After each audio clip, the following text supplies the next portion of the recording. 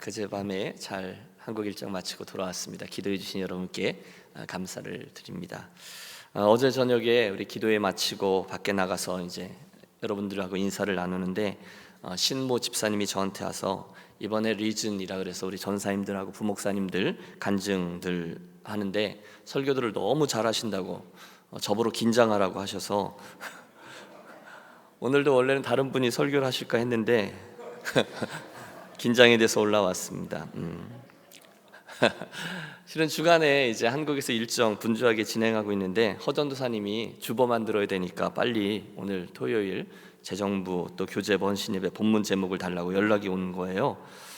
그래서 토요일마다 우리가 자연스럽게 그 마가복음을 우리가 순차적으로 묵상하고 있어서 그 설교를 예상하다가 헌신예배라 그러니까 약간 당황을 해서 그렇지만 목사의 운명 아니겠어요? 호텔방에 앉아서 우리 어떤 헌신예배 말씀이 적절할까 그래서 잠잠히 묵상을 했어요.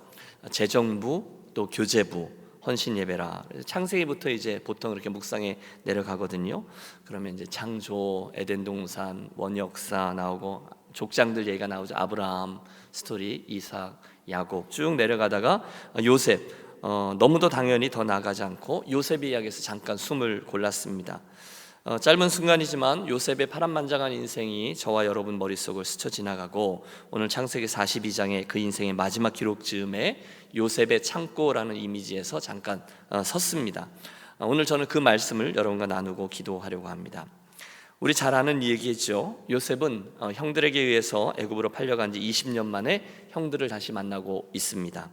13년 동안 정말 죽을 고생을 다 했잖아요. 저가 마른 구덩이 속에 벌거벗은 채로 내던져졌다가 미디안 상인들에게 의해서 억지로 끌려 애굽으로 팔려갑니다. 우리가 아는 대로 보디발 집에 종이 되고 또 종 중에서도 총무, 가정 총무 역할을 하다가 또 모함을 받고 감옥 속에 내던져집니다. 떡 맡은 관원장, 술 맡은 관원장, 그들의 꿈 이야기. 그리고 나서 바로의 꿈을 해석한 이유로 그가 애굽의 대제국 애굽의 국무총리가 되었습니다. 그리고 7년, 그러니까 13년과 7년 하면 20년 만에 그의 형들을 만난 것입니다. 어디서 만났을까요? 그 요셉의 창고 앞에서 만났습니다. 오늘 47절에서 49절의 말씀은 그 창고에 대한 설명을 이렇게 기록하고 있습니다. 7해 풍년에 토주 수출이 심히 많은지라 요셉이 애굽 땅에 있는 그 7년 곡물을 거두어 각 성에 저장하되 각 성읍 주위의 밭의 곡물을 그 성읍 중에 쌓아둠에 쌓아둔 곡식이 바다 모래같이 심히 많아 세기를 그쳤으니 그 수가 한이 없음이더라. 그 곡식이 너무 많아서 세다가 세기를 그쳤다는 거죠. 여러분 인생에 돈을 세다가 너무 많아갖고 어휴 하고 포기하게 되는 그런 일들이 있으셨으면 좋겠어요. 선한 의도로 돈 자체가 목적이 아니라 요셉의 창고를 우리가 오늘 이미지를 붙들려고 하는 거죠. 우리가 아는 대로 7해 동안 온 애굽에 풍년이 듭니다. 8년째부터 흉년이 들기 시작했습니다. 7년 동안 하나님 주신 지혜로 그 곡물들을 차곡차곡 잘 저장해 놓죠. 그리고 8년째부터는 기근이 일어나고 점점 더 중해졌을 때 그는 그 창고를 열고 그 곡식들을 풉니다. 그리고 그 안 봐도 여러분 그 느낌을 아시겠죠? 그 지경에 있는 모든 사람들을 그 기근에서 살려내는 놀라운 축복의 사역을 하게 돼요. 심지어 저 위에 가나안 땅에 살고 있었던 그의 가족들이 양식을 애굽에 가면 구할 수 있다는 소식을 듣고 그곳까지 내려온 것입니다. 그런 의미에서의 요셉의 창고입니다. 멀리 갈 것 없죠. 저는 우리 교회의 교재부와 재정부의 사역이 좀 더 크게는 우리 유년교회 공동체가 그리고 좀 더 작게는 저와 여러분 가정과 인생들 전체가 이렇듯 다른 사람들까지 넉넉히 흘러넘치고 풍성히 섬기고 그래서 성경이 말씀하고 있는 풍성한 하나님의 축복이 흘러넘치고 세상에 영향을 미치고 또 영혼을 구원해내는 그런 인생과 교회가 되시기를 축원합니다. 우리 아침에 우리 그것 붙잡고 기도하려고 합니다. 여러분 제가 하나님의 이름들 나누다가 엘샤다이라는 이름 나누었던 거 기억하십니까? 그것은 모성애적인 전능하신 하나님이라는 거예요. 파괴하고 또 남들에게 힘을 가지고 사용하는 남성적인 힘이 아니라 어머니의 젖가슴이 그 어린 아기의 생명과 또 풍성함을 흘러넘치게 하듯이 그런 풍성하신 하나님의 은혜가 있다는 거예요. 그것이 요셉의 창고라는 거죠. 이런 질문은 어떨까요? 여러분은 어떤 창고를 가지고 계십니까? 여러분 어떤 창고에 있으세요? 목사님, 저는 창고가 없는데요. 아니요, 여러분, 우리 사람들은 좋든 싫든 모두 다 창고가 있습니다. 그리고 여러분들도 저도 우리들의 창고에 각각의 것들을 채우며 살아가고 있습니다. 제가 이번에 한국 총회에 참석했다가 정말 많은 사람들과 교회들을 만났습니다. 일단 총회는 전국에서 온 지방회에서 파송되어 온 대의원들이 한 800명, 900명 정도 모이거든요. 그러면 이제 선배들, 후배들, 그리고 또 저희 동년배들에서 많은 목회자들과 또 장로님들의 면면들을 보게 되었어요. 총회 안에서도 하는 일들이 많고 각각의 지교회에서들도 하는 일들이 많아요. 또 총회 마치고 제가 5개 교회를 방문했고 12번 설교를 했는데요.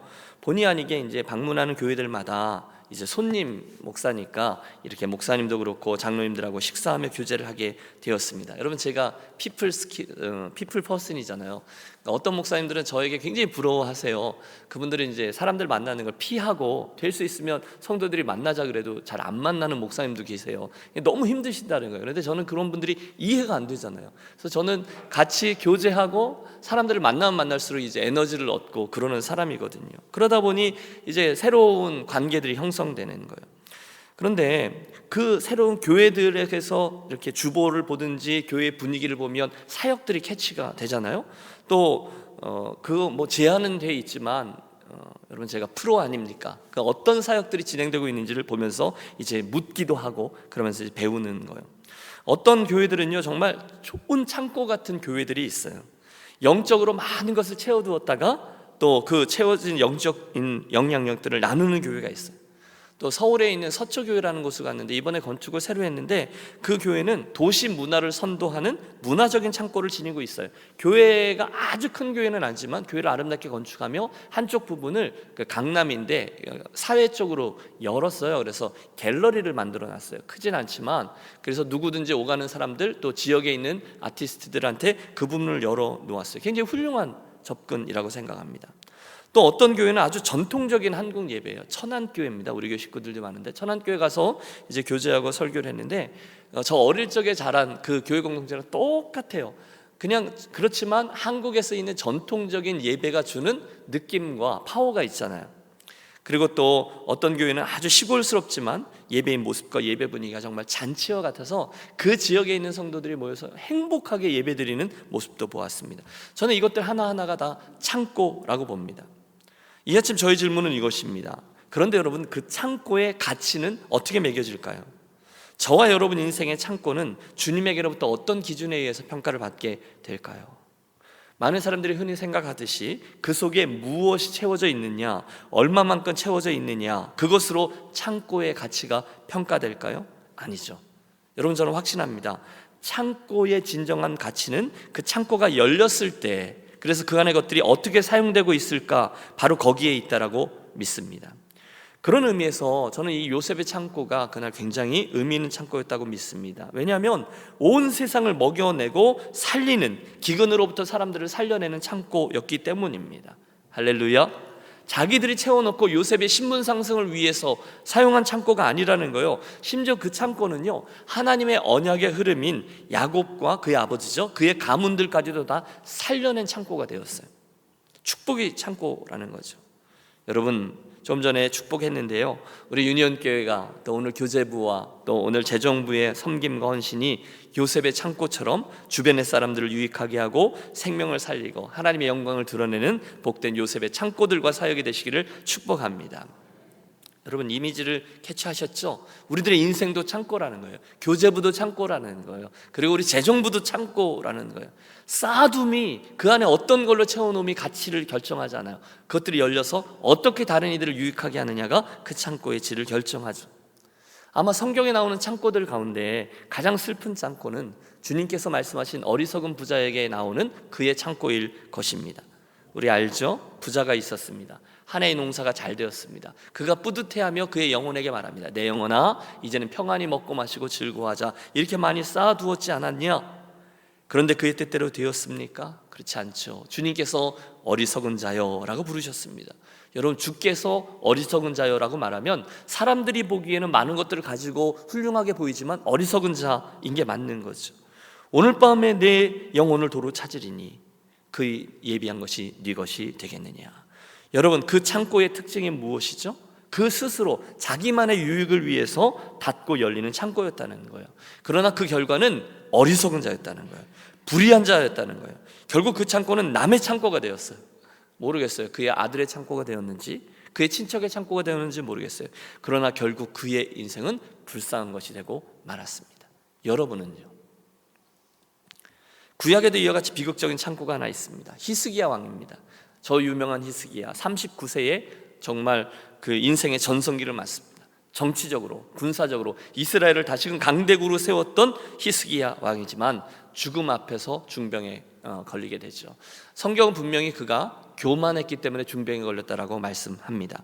받은 은혜가 많았는데 보답하지 않았어요. 하나님의 진노 때문에 너는 죽게 될 것이다, 이사야 선지자의 지적을 받습니다. 순간 저가 전심으로 하나님께 나아가 회개하며 통곡하죠.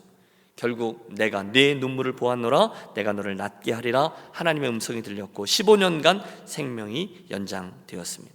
문제는 그리고 나서 그 선한 기회를 가지고 하나님 앞에 잘 살면 모르는데, 그 기간 동안에 바벨론 왕이 너무 그가 아팠다는 얘기를 듣고 위로차 사신들을 보내거든요. 히스기야가 마음이 업된 거예요. 강대국에서 사신을 보낸 거잖아요. 너무너무 기뻐서 성경에 보면 그의 창고들을 열어. 뭐를 열어요?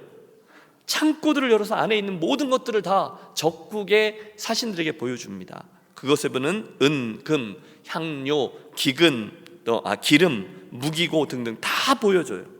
여러분 보세요. 창고가 열렸습니다. 그러나 무엇 때문에 열렸습니까? 자기 자랑 때문에 열렸습니다. 내가 이런 것들 가지고 있다고, 우리가 이 정도 된다고.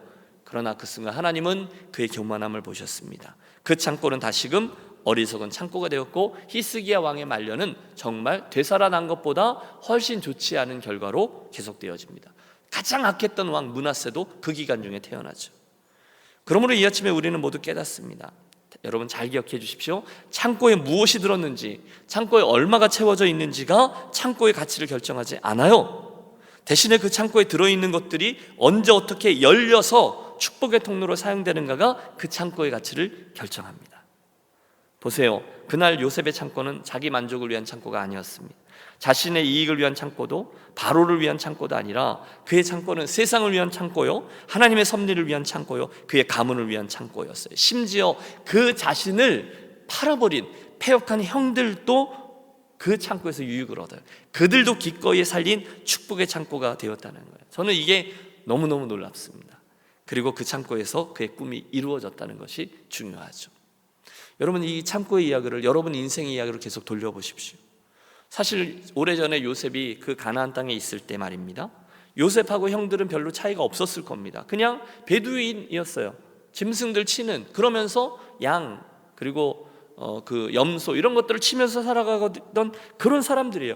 많이 가져봤자 별거 아니에요. 적게 가져봤자 차이가 나오지 않아요. 환경도 생김새도 하는 일도 심지어 사투리까지도 똑같았을 겁니다. 그러나 20년이 지난 지금은 완전히 달라져 있습니다. 형들이 알아보지도 못할 만큼 요셉이 바뀌어 있습니다. 이유가 무엇이죠? 창고 때문입니다. 사랑하는 여러분, 오늘 저와 여러분의 인생의 창고를 한번 돌이켜보세요. 우리 유니온의 교재부, 또 재정부, 재정부원들은 특별히 영성을 잘 관리하셔야 될 것 같아요. 그렇죠? 머니를 항상 다루고 이것들을 이렇게 저렇게 조율하기 때문에 그렇습니다. 우리들의 그 사역을 창고로 바라보세요.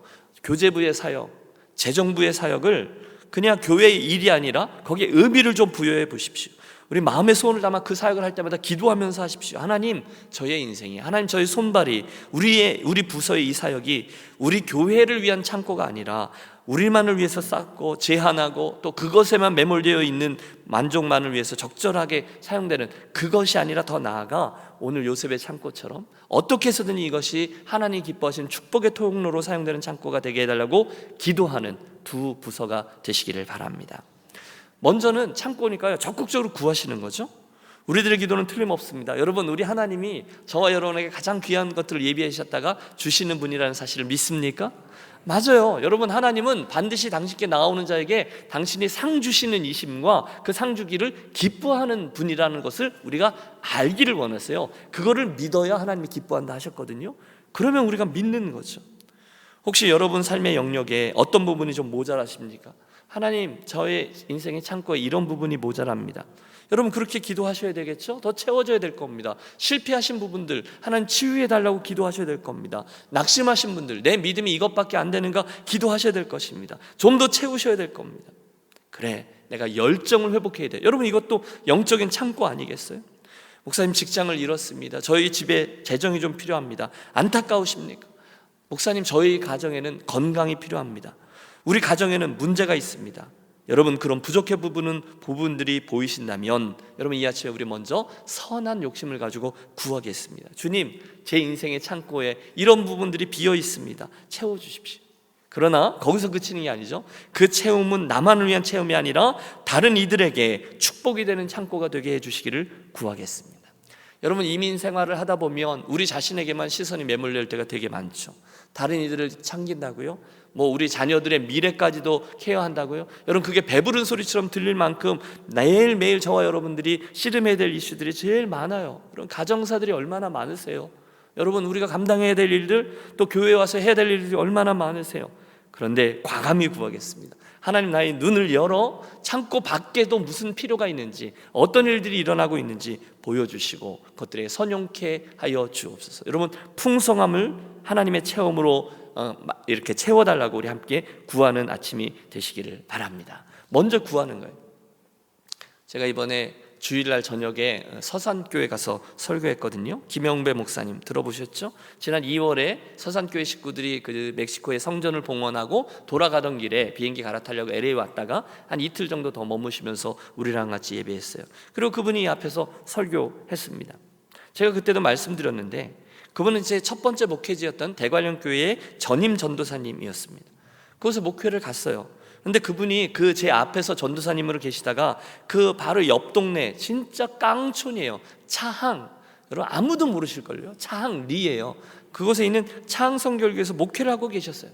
시커먼 노총각 전도사. 제가 23살, 24살 막 결혼했을 때니까. 근데 그분이 30살이 넘은 노총각인데 시커맸어요. 삐쩍 마르고 볼품 없었어요. 결혼도 못 해가지고 어머니 모시고 어머니가 밥 해주면서 목회를 하고 계셨어요. 너무너무 불쌍해서 내가 안 됐다 그래서 서울에서 제가 내려오기 직전에 있었던 초등부 교사 선생님을 소개를 해줬는데 두 분이 그만 사랑에 빠져서 결혼을 한 거예요. 너무 불쌍해서 소개를 한 거예요. 나중에 만나도 이러지 마세요. 그런데 그분이 그 긴 여정 속에 그분이 하나님 앞에서 인내하고 훈련받고 그러더니 몇 개의 사역지 속에서 하나님으로부터 진하게 훈련을 받고 정말 훌륭한 사역자로 세워져 계신 거죠. 깜짝 놀랐어요. 근접할 수 없는. 지금 서산교회는 우리 교단의 든든한 리딩 처치로 달려가고 있어요. 믿음의 분량이 얼마나 커졌는지 몰라요. 제가 그때 그분을 그렇게 될 거라고 알았으면 더 잘했을 거예요.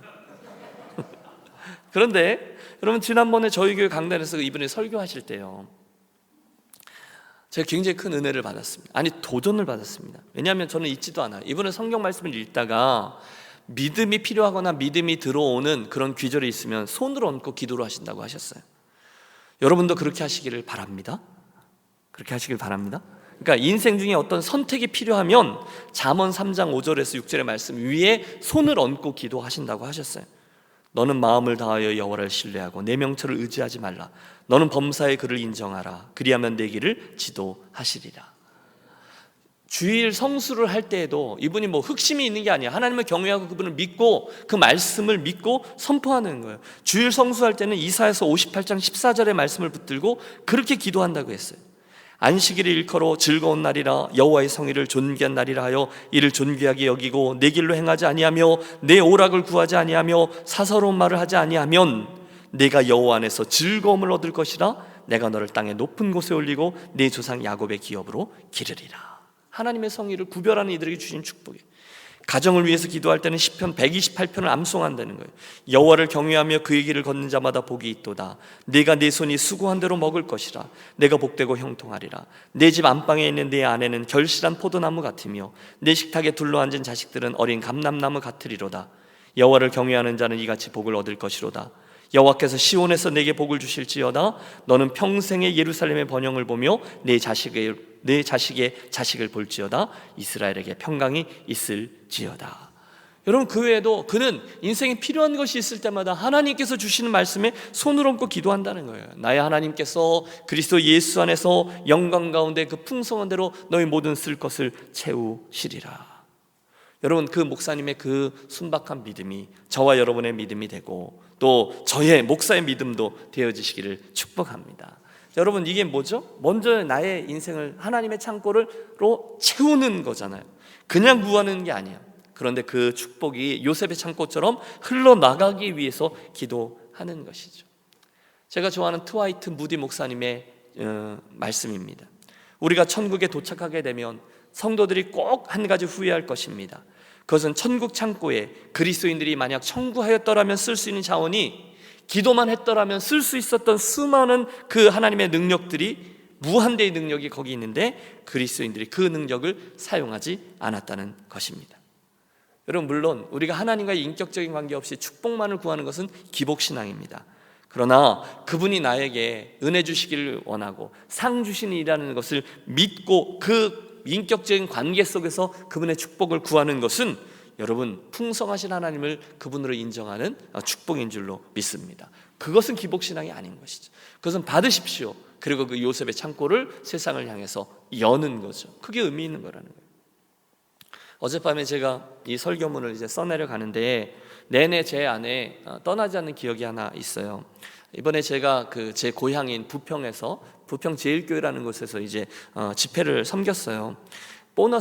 집회의 보너스는 그 교회의 목사이신 김종웅 목사님과 깊은 교제를 하게 되었다는 거예요. 그분은 저희가 신학생일 때 스타셨어요. 어떤 의미에서 스타인가 하면 교단의 선교국장을 하셨어요. 그 당시에. 그리고 그 당시 이미 영어를 정말 잘하셨고 유학도 다 하셨고, 그래서 정말 그분 연배가 지금 제 연배쯤 되셨을 것 같아요. 정말 교단의 모든 행적을 책임지고 선교 그런 모든 교단의 선교적인 행정을 다 완성해 놓으신 그런 분이셨어요. 너무 차분하세요. 고요한 호숫가 같아요. 과장이 없으세요. 사람을 솔직하게 대하고 늘 격려하시고 축복의 언어를 쓰시고 모든 사람과 평화하신 분이셨어요. 제가 3일 같이 있었는데 얼마나 큰 영향력을 받았는지 몰라요.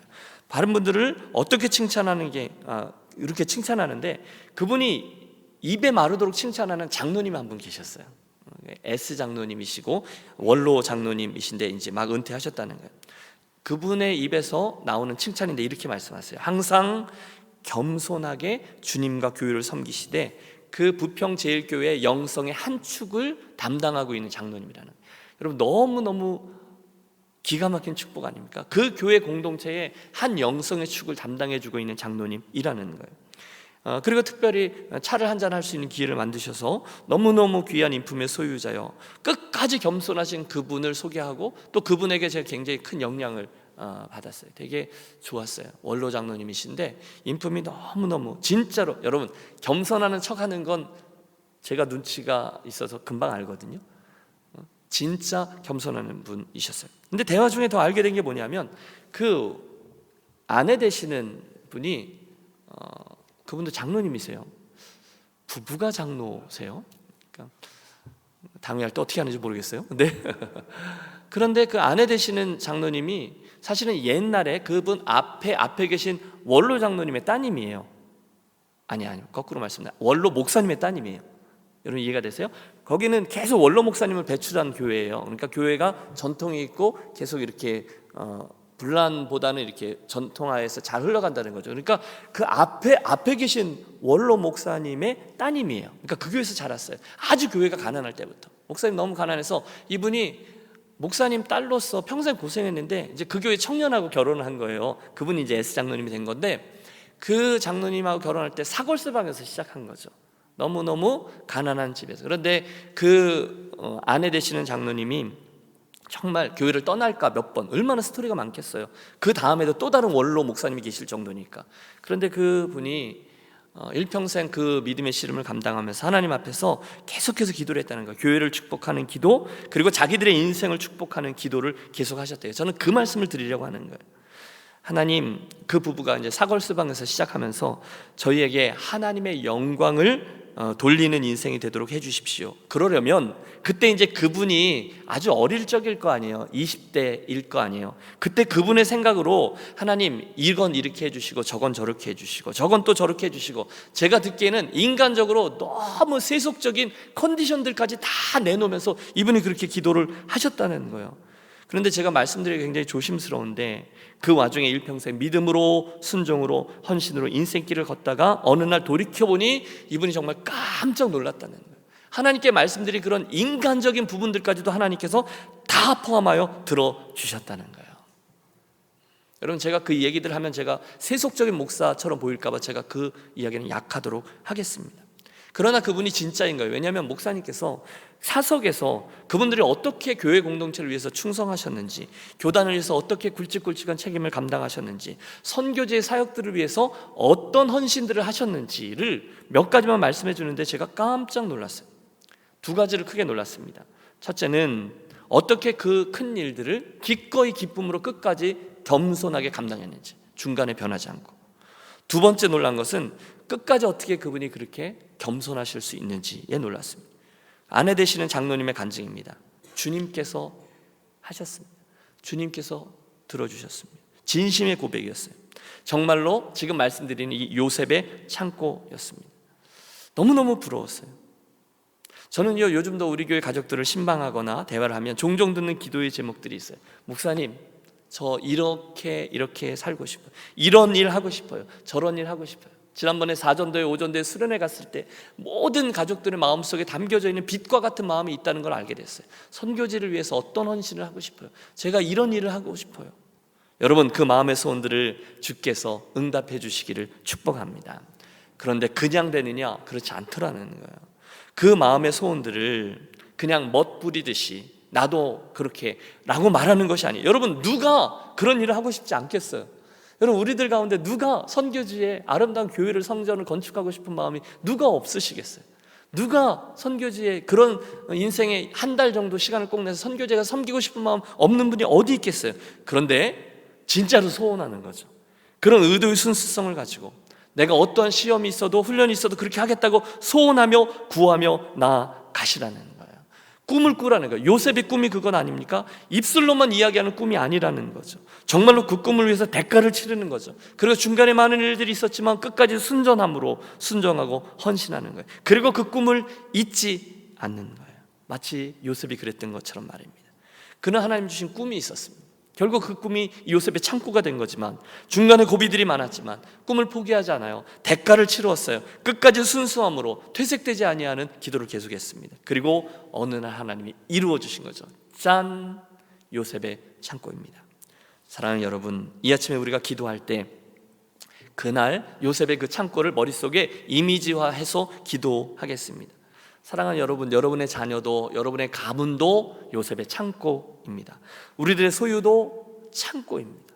우리들의 섬김도, 우리들의 은사도, 우리들의 미래도, 우리 유니온교회도 창고입니다. 그럼 우리 그렇게 기도하는 거죠. 주님, 제 인생도, 제 아이들도, 또 제 소유도, 제 은사도 요셉의 창고처럼 하나님에게 의해서 채워지고 채움 자체에 의미를 두는 것이 아니라 세상을 향해서 열려지는 하나님의 축복의 도구가 되게 하여 주시옵소서. 그렇게 기도하겠습니다.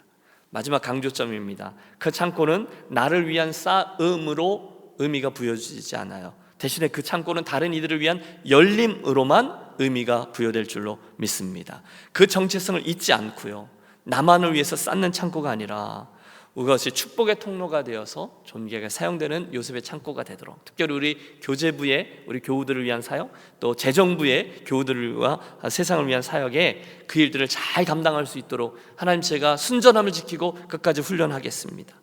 그때 주님, 우리들의 이 부서들이, 우리들의 헌신이 충분히 의미가 있고 하나님 나라를 향해서 잘 열리는 축복의 창고가 될 줄로 믿습니다. 우리 헌신을 재다짐하며 그렇게 기도하겠습니다.